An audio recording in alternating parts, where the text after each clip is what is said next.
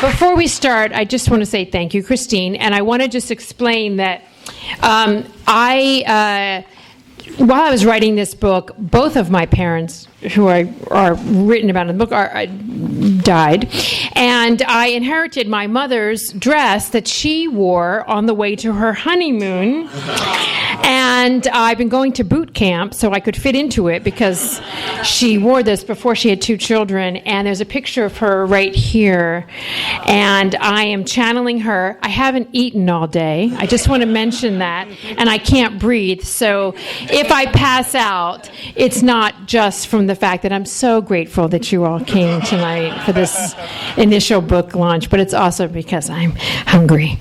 Okay.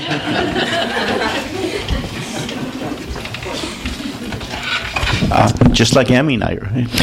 Yeah, exactly. Hi, Jonathan. Hi, Annabelle.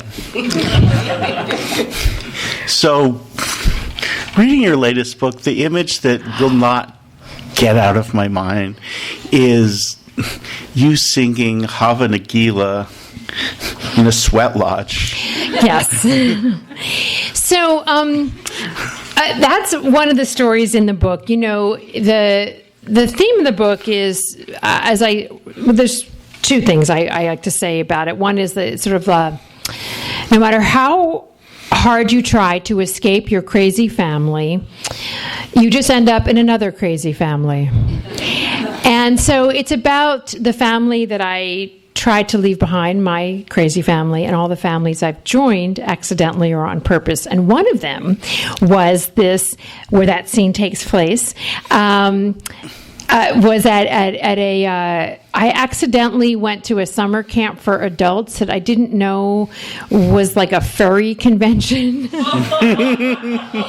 And everybody was in costume, and I thought it was like going to be like volley camp, summer camp. I got this. I went to Jewish camp. But no, it was like everyone was in costume, and there was this sweat lodge, and we were all supposed to, this is one of the stories in the book, we were all supposed to like sing something, spiritual, and I wanted to, in that moment, sing something really cool and mystical and whatever, and what it came out was the song I sang at Jewish summer camp, Hava Nagila. But all of those hipsters who were now naked sang along with me, and I just want to make it clear, in that story, I say that, after we got out of the sweat lodge, everyone took their clothes off and went swimming in the river, and I did feel, because it's really about, tribes and how we join tribes all through our lives. Temporary tribes, some last, our lifetime. That tribe, I really did suddenly feel like I was part of their tribe. I just didn't want to get naked with them because I was 25 years older than all of them. And I didn't want them to, I felt like I needed them to preserve the few. I didn't want to hurt, it's just too much for them. Like I couldn't do that. I couldn't inflict this on them. They were all so young. But the funny thing about that is even that tribe of fairy, this was actually in Northern California. I found out later they were all a lot of people who work at tech companies, who were really into games and cosplay. They had their own food. Food is one of the things that defines a tribe. And it just... I'm a terrible person because, while we were there, they were just so into the fact that it was vegan and it was all locally grown, kind of. And the thing was in the back after, after we'd be in the dining hall, I would look at the back and there would be all those like packaging from all the food. It's just that we don't live in a perfect world, but it just made me feel so funny that even that group had a food that defined them, and it was definitely vegan, and I was really hungry after I left. Not that I'm against veganism, but it was just so funny how even that tribe had its own ethos that was expressed through food. You were probably expecting the food of like the old days in that situation. Yeah, like summer camp food. Yeah. Like just a lot of carbs.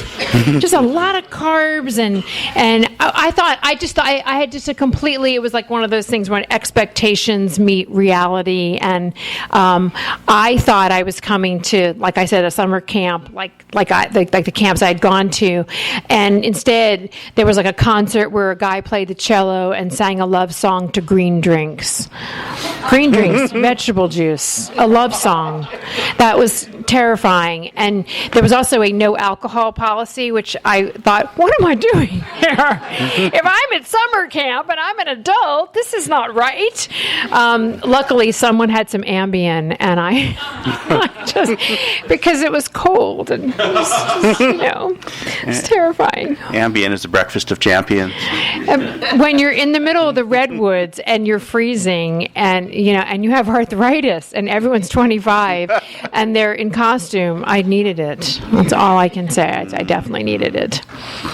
So you must be the only Jewish woman in Los Angeles whose idea of the food that brings you back home involves shellfish. In the book, I in telling the story of the family that I come from, I had a chance to tell my immigrant story, which, when I started writing this book 2 years ago, I didn't realize how timely it might be, because I feel really strongly about this opportunity that I have to tell this story, because it's the story that is much more this is the story of our times right now. How are we going to live in this world where we have this, president with our immigration bans, and we have people who are not only refugees from every kind of atrocity, but also, in the future, we're going to be looking at climate refugees. This is such a big topic, and so this book gave me this chance to tell my immigrant story, and in really having the time to examine that story for myself, it made me think about what my responsibility is as a second-generation American. And my family are Russian Jews who settled along the Gulf Coast in Alabama and in Mississippi. They were fur trappers in Russia. We were definitely not those people who owned banks and that kind of like, the wealthy Jew. We were fur trappers, and then we came to this country and we were bootleggers and had dry goods stores like a lot of Jewish families did, but who settled in the north. We were the Shalom Yal tribe, and in fact, when they were in Russia, they kept kosher, but they couldn't do that when they came to the Gulf Coast, because there were such delicious shellfish that it would be a shonda. And I was born in Alabama. Everyone thinks I'm a New Yorker, and this book gave me the opportunity with writing this book was for me to look at these southern roots. And actually, I went back to Mobile, and there's a story in the book about how I inherited some land on a barrier island that I had never seen, and I went down there, and it's one of the reasons why I wanted to launch this book with you, Jonathan, because when I went on this trip, and everybody my family who's still there had gumbo waiting for me. And that was not even like a thing that they even asked me about. They just knew I would want that. It was waiting for me at my cousin Sandy's house when I got there. Just of course. And the minute I ate this food, I just realized that this was part of my bones. That this food was just, this was my dad's. It was the thing that made him the most the happiest in his life, and he would spend days making gumbo. And my mother hated this gumbo because it cost so much money, because it never ended, because it was like, well, you need lobster tails, and you need shrimp, and you need it was just so expensive, and he made his own roux, and I mean, it was so elaborate, but I've been eating this food since I was a kid, and the minute I went down and I had this gumbo, and I thought, this is so beyond, my sort of like, oh, I love Indian food, or I love all kinds of cultural foods, but this is the food of my people, and that's why we're serving it tonight. Yeah. My father would be very upset, because I was going to make this gumbo, and I didn't make it because it just took me so many days, and it was just not up to his standards. We've been texting back and forth about gumbo this week. If I'd known I should come over this afternoon, we could have made it together. Oh, wait. Groundhog Day. Wait a minute. It is this crazy thing, though, how food carries memory and is an identifier for you. And I do write a lot about the food of different families that I have joined, in this book. And I just want to say, I just see some friends here. There is a story in the book about that trip that I took down to Alabama that it changed my life, and just touched me in just such deep ways, and made me feel like the importance of this time we live in. I happened to strike up a conversation with a gentleman who was driving an Uber, my friend Canis. He's here with his family, the Hawara family, who invited me for dinner. And they've made a Syrian dish for us. And, I had no idea that there was a large and beautiful Syrian community so close by. And eating their food and spending time with them made me feel like, our stories were so similar, our immigrant stories. And I just feel so lucky to gotten to spend to have a meal with you all. So we're going to have some Syrian food tonight, and sort of one of my ideas of the theme of the book is, go have dinner with someone with someone from a culture that you don't know yet. So that's the best way to meet people, is over a meal, right? Oh, yeah. I mean, you go up to somebody and you start talking to them randomly. Well, maybe not you, but... Oh, I do. I'm a random talker. And they won't... And sometimes you have trouble getting a conversation started. And then you see the same people at a restaurant later in the day, and they're at the next table, and they'll talk to you for hours. Yeah. Mostly it'll be about pupusos, but they'll talk to you. Yeah. Well, and that's how you get to know people, and I think once you've sat down at a meal with someone, that changes your life, and it changes your feeling for how you understand their life and where they come from, and that is what actually gumbo is about. It's about a little bit of everything in one big pot. I mean, every region has its own gumbo. Every family has its own gumbo. Every cook within the family has its own gumbo. And though the process seems in a way, so lovely and contemplative, there's the day of gathering stuff, and then you sit and you stir for an hour and a half until the roux gets exactly the right sort of dark peanut butter color. I don't know. Maybe your dad has a different color he gets it.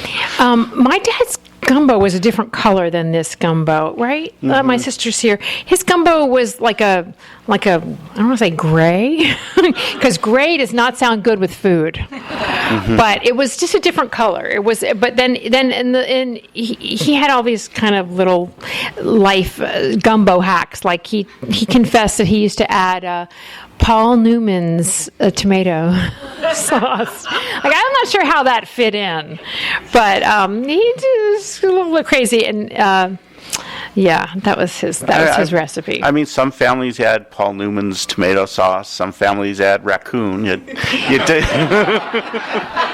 Well, when I was growing up, I always heard these stories from my dad about his childhood in the Okefenokee swamps and eating squirrel on a stick and possum. Oh yeah, possum, and there was just nothing that anything like it was food. Any moving target was food, and one of his most proud moments was when we took this little road trip, my dad and my mom and I, to the Everglades in Florida, because we ended up growing up in Florida, and with my son, he was about 6 at the time, and my dad got my son to eat alligator, and you would have thought it was like he had negotiated Middle East peace. It was sort of like he is eating It was just so happy about that moment. That was like, yes, a big win.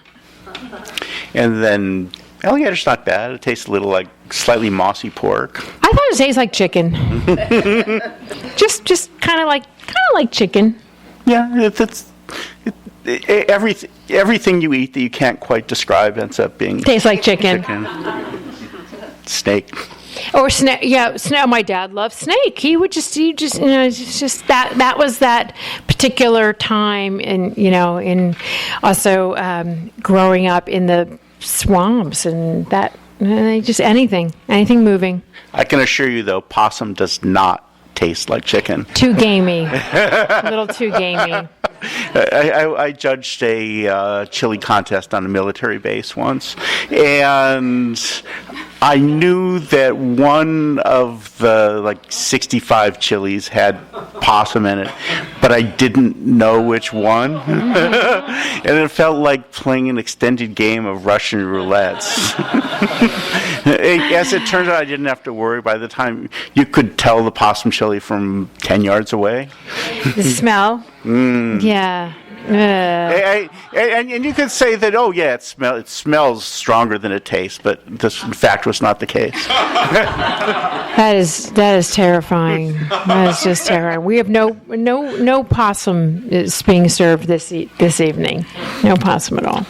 The squirrel on a stick sounds intriguing. I mean, they gallop across our yards in these thundering herds. Well, if you go to a state fair, there's anything on a stick. So it's squirrel on a stick. It's easy. Anything on it, you can put it on a stick. But fried butter on a stick, very big in the South. Anything with butter. And the thing was with my dad, some people have memories of their family where it involves things like, oh, I was sitting on his lap and we were studying, No, my dad, I used to sit on his lap and eat steak. That was like the big family occasion. It was always something involving food. So when you're thinking about food and growing up, is steak the first one that comes out, or is gumbo still the default? I think gumbo is still the default, but I think I will read a little bit about the importance of food in my family, and you'll get the picture. Let's see. I just picked out a few food, or just because this theme is food tonight, I picked out a few food-centric things. Okay, so I'm writing about, this is a chapter about when my parents were declining in health, and I needed to find a place for them to go, a senior home for them to go. My mother wanted to go Jewish, and my dad just wanted to go somewhere where they had good food. So I'm writing a little bit about what his relationship was to food. Having a sophisticated, or at least a satiated palate has always played an essential role in my father's life. Every family story involves a meal or a food group. During World War II, chewing gum was a luxury. To stretch the life of his double bubble, Dad would take a worked-over, flavorless wad of gum, sprinkle it with sugar, wrap it in wax paper, and freeze it. It is unfathomable to imagine an 8-year-old today going to that kind of trouble.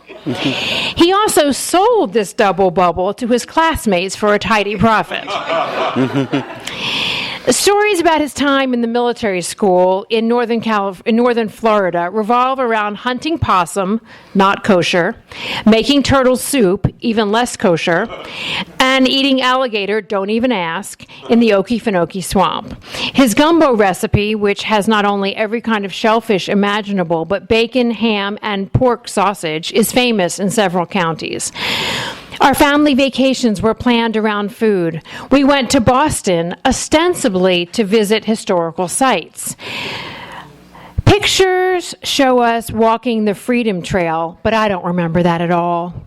The only vivid memory I have of that trip is climbing the narrow, dimly lit staircase leading to the centuries-old dining room of the Durgan Park restaurant, where we ordered Flintstone-sized slabs of prime rib.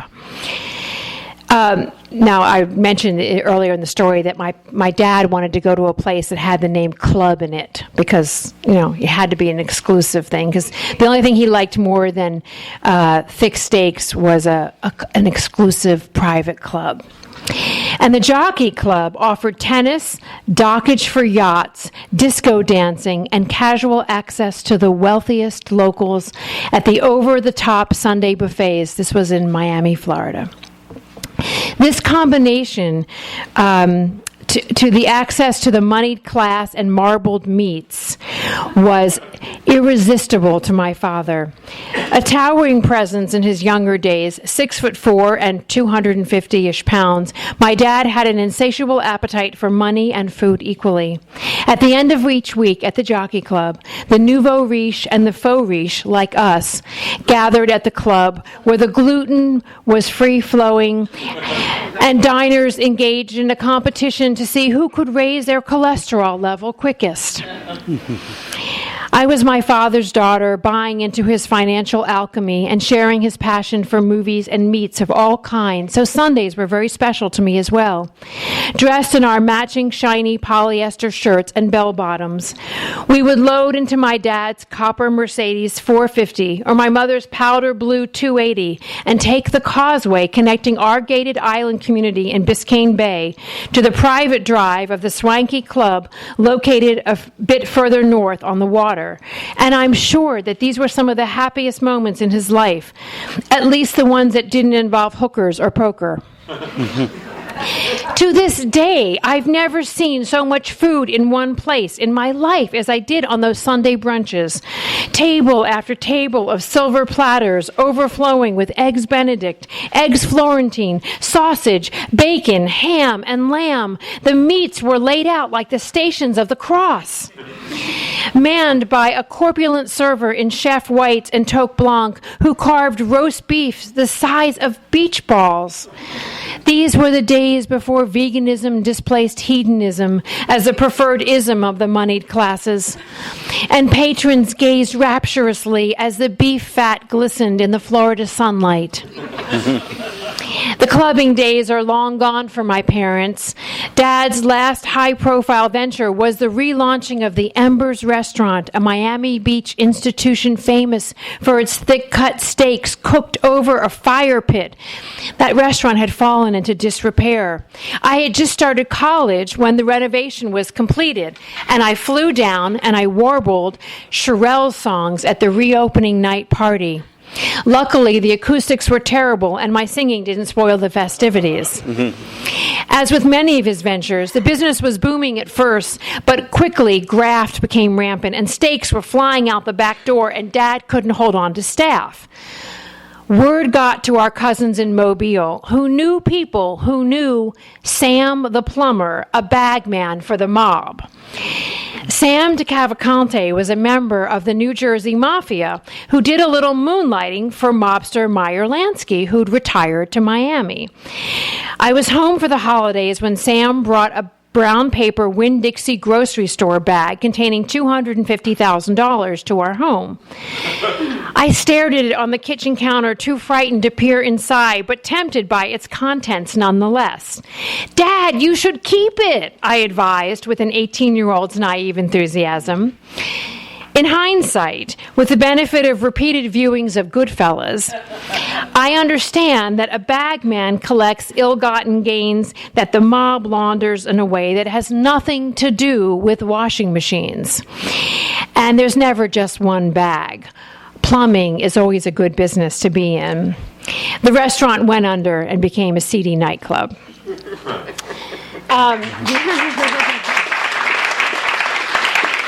It was just so nutty. My sister is looking like, "I cannot believe you wrote that story." But there were just, a number of these kinds of incidents growing up, which is why I sought out other kinds of families because of our crazy family. But a crazy family does give you something to write about. Endless stories that you get from having a crazy family. Absolutely.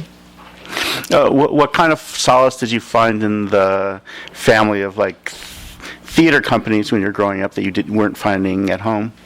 Oh, that's one of the chapters in the book is about the theater tribe family.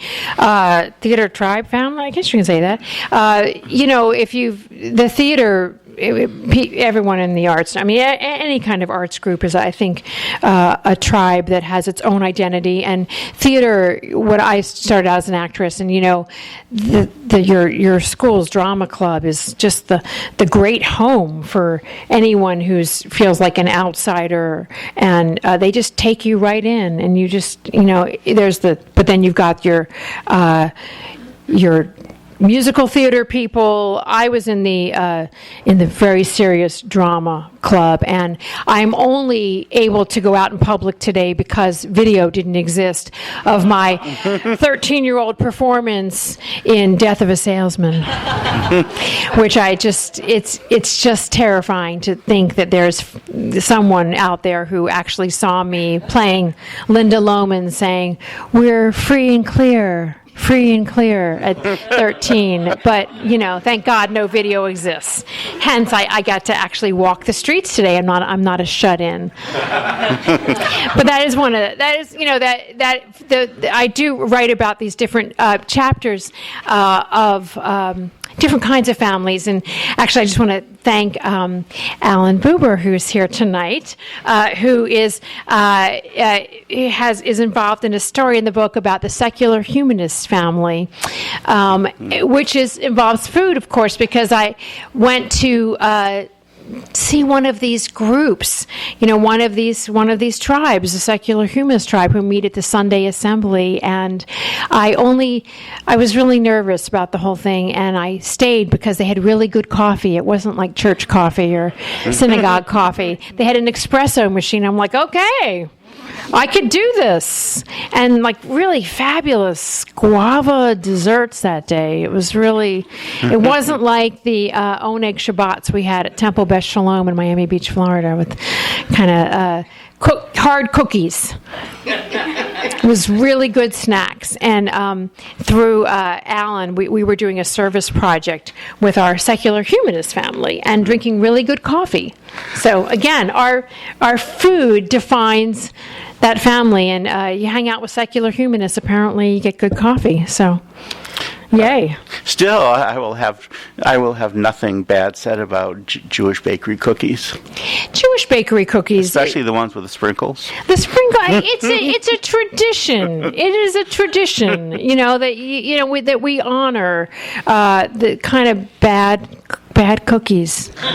It's the taste of shortening across the roof of your mouth lets you know that in fact there is a deity. Yes, well, who expresses himself in. Perchance, it's part of that, part of that Jewish suffering that they make you live through the cookies. That brings me to, I think I'll just read one little more passage, maybe, and then one little bit, and then we'll have questions. But it's about food at the Miami Jewish home where my parents went to live.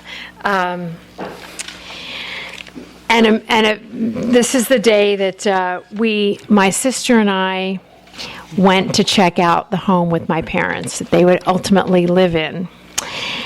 And we went for lunch. And we met the residents there. And they were very welcoming. "Your mother will fit right in here. She'll love it," a bubbly bubby type said. And I'm pimping my mother to the bubbly bubby for 10 minutes before I notice that she's got on a bib. It's a pattern that blends in well with her blouse. "Don't look at the bib," I tell myself. "Avert your eyes. Don't embarrass her." As I move down the row, I catch the interest of Twinkle Toes, who is the president of the home. And Twink jumps up and does a little jig. "I'm 90, and I'm one of the only ones here without a walker. We came here with our husbands, but when they passed, we formed a group. We go to the ballet, we go to the concerts, and play cards together." And I'm not sure which part of what she said is the source of her joy. Is it that their husbands have passed? Or is it that they go to the ballet?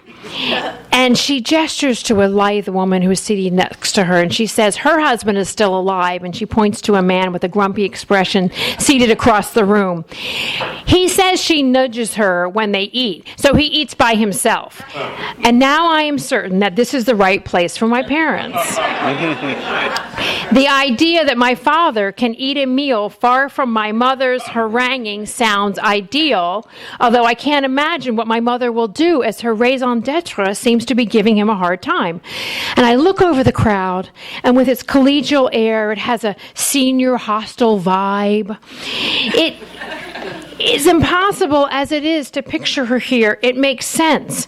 Mom's early life was populated by women who look like these ladies, and the food is just bland enough to be reminiscent of Nanny's cooking. I order a chicken salad, and it's not Le Cirque, but it seems like a small mercy that they have gumbo on the menu, and it's nowhere near as flavorful as my father would prefer, but given the state of my father's and mother's finances, even that this comfort is within reach seems like a miracle. "You're going to love my mother," I tell her, leaning in to kiss her cheeks. "She's smart and funny, and she's always full of surprises. We already love her." Bubbly Bubby kisses my hand, and I take a seat at my family's table. "This is going well," I whisper to my sister. As we hear something in the distance, it sounds like an alarm going off, but as it gets closer, it's unmistakably a human scream. A sturdy woman with a build like a tree trunk bursts into the dining room. I noticed her in the hallway walking unassisted and pegged her as a possible buddy for my mother. "Help! Help!" she screams. "They're trying to kill me! They're trying to kill me!" And she's jabbing her index finger in the direction of a soft-faced attendant who's standing by the doorway, arms hanging slackly by her sides. The aide doesn't seem to be in a murderous mood. Help me, the sturdy woman pleads. Her eyes search the room and meet mine. A shrunken man, his skin hanging loosely off his slender frame, but dressed in sartorial tweed nonetheless, shakes his fist at her and whines, "You've got to stop saying that. Why are you saying that?" And a sudden calm comes over her. "I wouldn't be saying that if it weren't true." No one is moving towards her. I stand up. "Someone has to help her," I whisper under my breath. "What if they're trying to kill her?" "They're all over me. They're crawling all over me." She rushes out of the dining room, screaming and waving her hands in the air, and the diners return their attention to dessert. Are we in some senior living version of Rosemary's Baby? They're all in on it, I think. No wonder they're so welcoming. My parents are Mia Farrow's baby. And these people are members of Ruth Gordon's coven. And in the distance, I hear some island-accented voices. The aides at the gardens are uniformly Jamaican or Haitian, and they're trying to calm the screamer down, and I realize what everyone else knows. This is not their first time at the rodeo. I'm an idiot. There's a compelling reason that has nothing to do with the ethnic makeup outside the walls of this home for why the campus is ringed by high walls.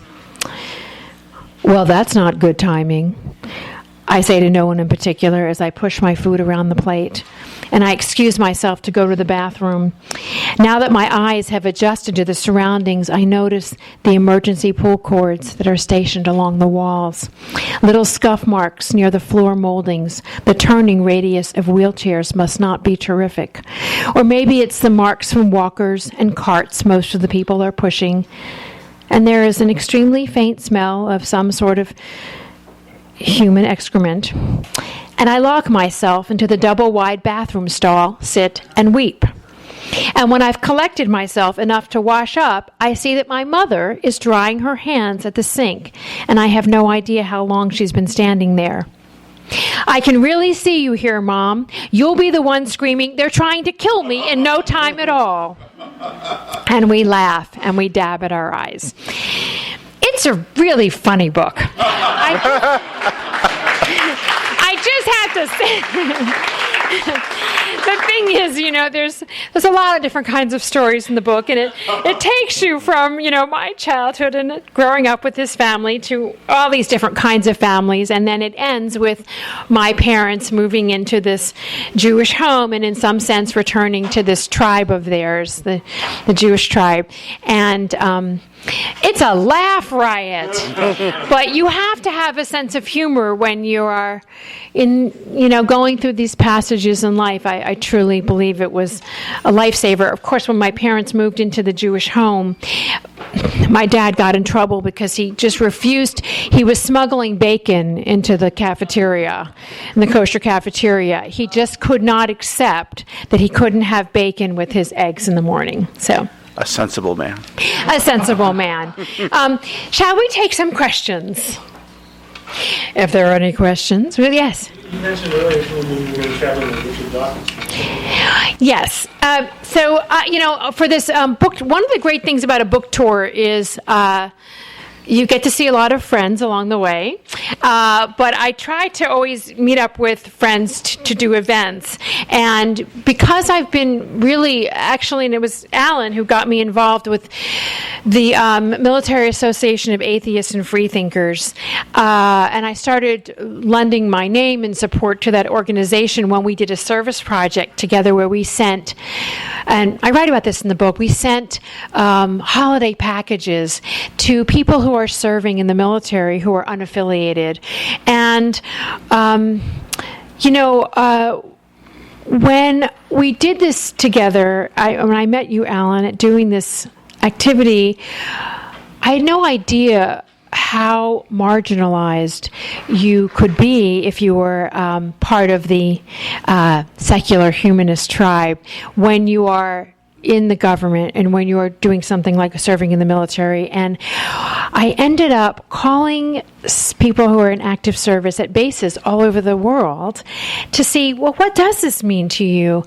And they were so appreciative of the packages that were sent that I just got very interested in all of the kinds of groups that have formed around the secular humanist community, because I'm a Jewish person, but I'm also an atheist. So I'm right there with those people. And so I've gotten involved with the Dawkins Foundation and with the Center of Inquiry. And so Richard Dawkins and I are going to be doing a bunch of events on his North American tour. We're going to Toronto. We're going to Boulder.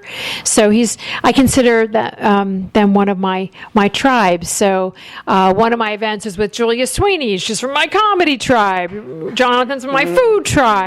So just try to mix it up and make sure that there'll be at least one person at every stop who I will know and I can drink with afterwards. And Richard's a really fun guy. Yeah, so that, and you can read about the Secular Humanist Tribe and their search to try to replace the song Imagine as our anthem. People are really tired of that. We sing that at every meetup, and it's just getting a little old. I can imagine. Yes. I was wondering what your parents' attitude about moving into the home was, both before and after they moved in, and was there any thought, either on their part or yours, of moving them into your home?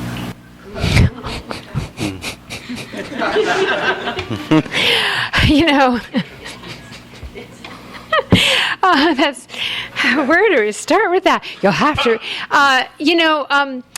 that's such a hard passage in life. I don't know that anyone ever really says, I'm just dying to go to the home. I don't know that ever happens. But, having just lived through this, it was really profound and moving experience and involved a lot of complaining. And there was just no end of complaining. But there were also these beautiful moments. My parents had such a hard time adjusting, and I write about this in the book, that I spent a lot of time there and became a part-time resident at the home. And we went to poetry class together, and I went to the chair exercise. There was a lot of community, and I feel just a tremendous amount of love. I'm about to go down there and visit. I feel like they're my family. My parents found a community there who also complained about it too. So there's no end of complaining, but there was really something quite amazing about the tribe that you can make when you go through this last stop in your life. And I feel very bonded to those people. And in terms of moving I did think about having them move in. I just didn't know who would survive it. Who would go first, them or me? But it was just, at a certain point, this is one of the things that I'm writing about in the book is how I read Yuval Harari's book, Sapiens, and I was really inspired by that book to write this book. And that's really about how we have the same brain we had 70,000 years ago as Homo sapiens, but we don't live in the way that we really need to be living in communities, extended families. And then we find ourselves across the country from our elders. And then what do? It was really too late. By the time we needed them to come live with us, it was too late for them to move across. And, it doesn't, we've set up a modern life that doesn't really support what we need as humans. And so we make, temporary tribes. We make all kinds of accommodations for that.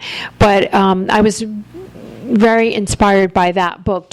That's really why I wrote this book, because it doesn't really work in a lot of ways. And I think we see that now also in terms of how are we going to move forward just as we move ahead in this country and across the world. How are we going to welcome people, or are we going to just make more walls and make more travel bans? And I really think that is at the heart of that issue of who is your family? Is it just your parents, or is it everyone? And I'm voting for everyone, but where do we stop with that? That was a long answer. Are there any other questions? Yes. Were parents able to read any of the books before they passed? It's funny. I had a deal with my mother that I wouldn't write this book until she was gone. And then she got a diagnosis a couple years ago of having stage 4 breast cancer.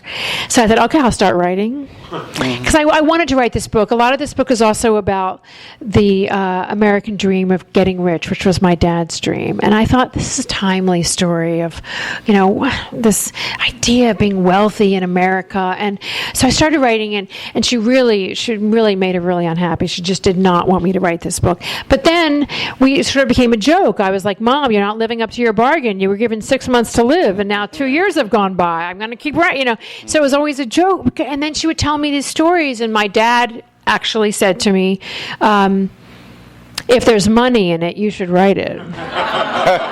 So he was okay with it. And then they both started declining. It was this crazy thing, and where I was thinking, what's going to happen first? Is this book going to come out? And neither of them have lived to see this book, but they knew about it. And in the end, my mom, I think she was kind of on board with it. What she said to me was, she lived long enough that I could show her the book cover, and she said, "What? I cannot believe someone is publishing a book with my picture on it. Do you know these people?" Wait, what was the word she used? It was a really crazy word. What was the word she used? I asked my sister. Something about, like, is this some kind of boondoggle? I mean, it was this really funny word. I can't even remember the word she used, but,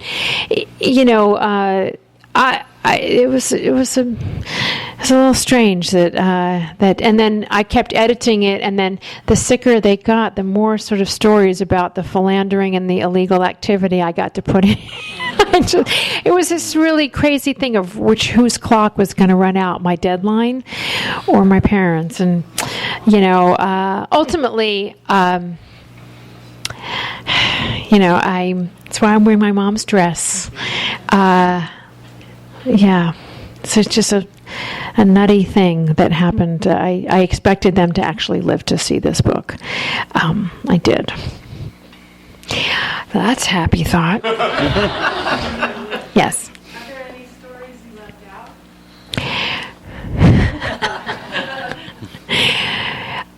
I'm going to tell one story that I left out. Okay.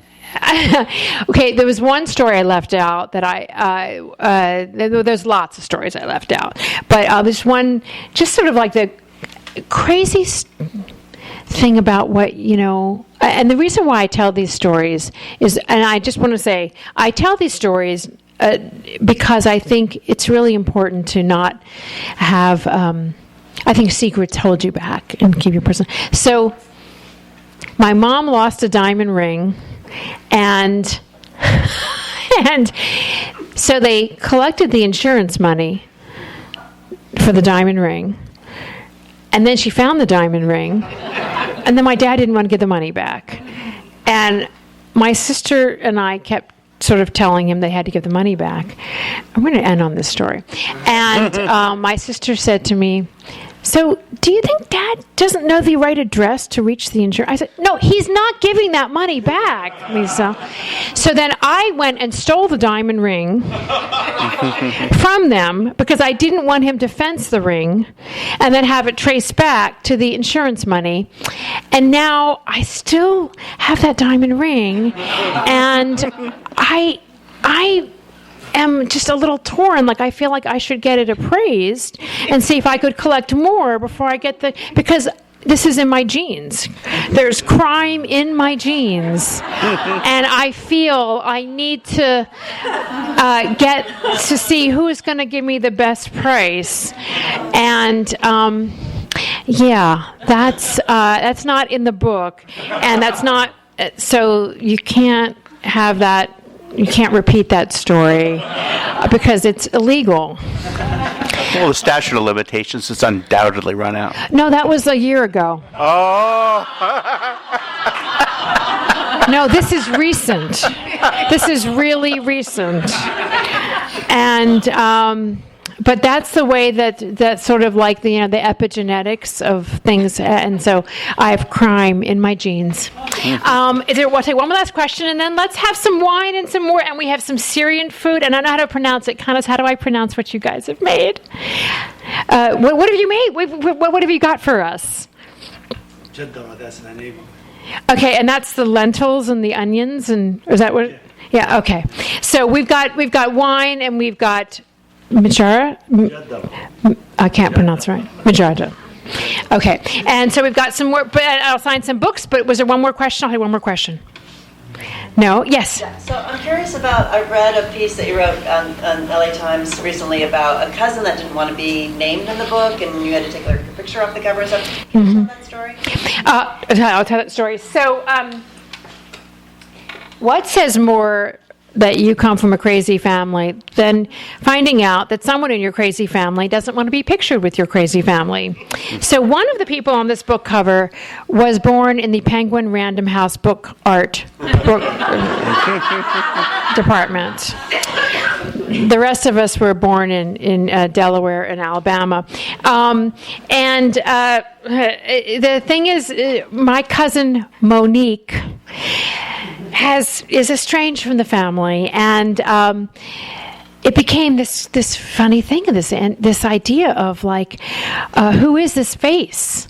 And so I wrote about this idea of this new person in our family. And what's kind of great, though, is that, I thought I was writing a book about wanting to leave my family and join other families, and my cousin Monique actually succeeded in that.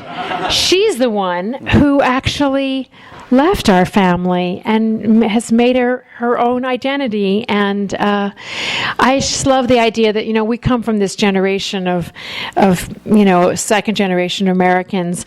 None of us are Monique.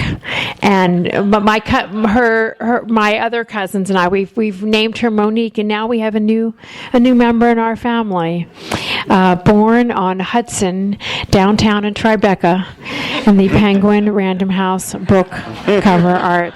And I actually looked for that face. I looked to see if that face was like in one of, you can purchase faces, which is such a strange thing if you ever go on the internet and you look for this and I looked for like depressed Jewish women.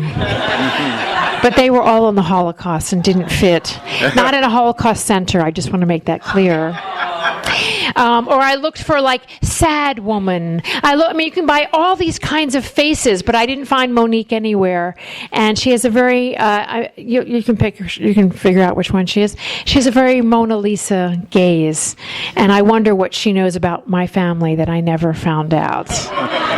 That's really the mystery. Listen, thank you all so much for coming.